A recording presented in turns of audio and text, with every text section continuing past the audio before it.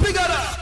Tanggap tayo ng report mga kabrigada. Senador umaasa raw na mapapawi ng panunumpa ni Senate President Chis Escudero ang mga agam-agam ng publiko hinggil sa impeachment trial. Dahil matatandaan natin partner, di ba? Nababash itong si SP Chis sa sinasabi, ano ba to? Pinoprotektahan niya ba si BP Sara? Pero may mga nangyari kahapon, Brigada Gabs, kagabi na medyo somehow napahupa yung agam-agam at saka yung doubt ng publiko. Halimbawa yung stand niya dun sa carry over nung impeachment complaint from 19th Congress to 20th Congress.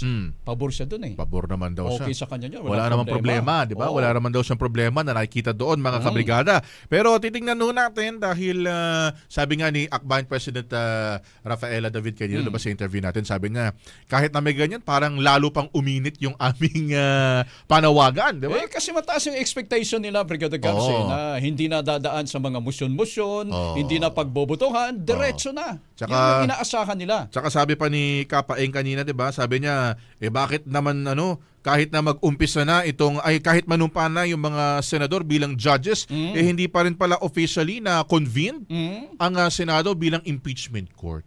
Alamin nga ho natin yan mula sa Senado, Brigada Ann Cortez, i-brigada mo. Brigada Live Report.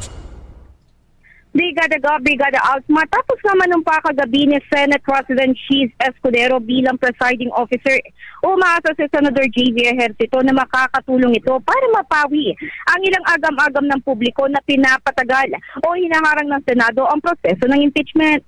Sa naging pahayag ni Pimentel nang isagawa niya ang motion ay sinabi niya na mahalagang matutukan ito bilang inaatake na sila online at marito makaapekto sa kanilang reputasyon at maging integridad. Samantala nakatakda ng mamayang alas 4 ng hapon ng oath-taking ng mga senador bilang sila ang tatayong mga senator judges.